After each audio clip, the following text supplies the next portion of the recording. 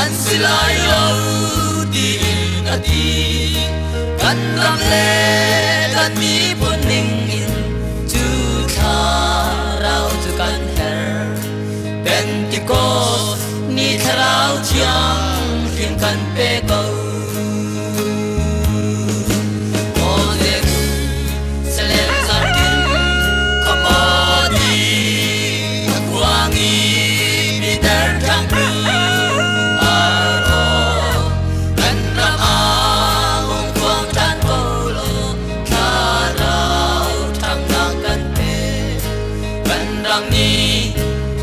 Giang him nangan herbau kana kwa lupi chitna kwa rua har na lang ter san tai lo di khan su an siam san tai lo mi na na hi kwa rua harim kan thleng patrumi Kalau besur sering in Modef Selem zankim Komodi Kuangi Biter jangku Armo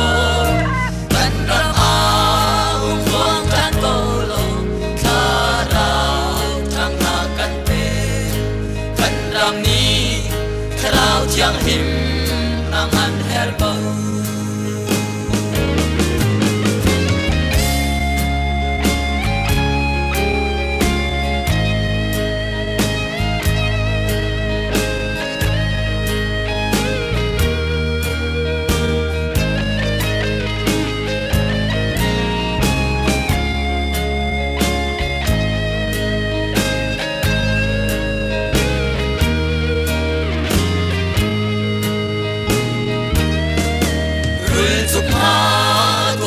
Dam lo mi Israel mi pundila andam na Moses darul o kanama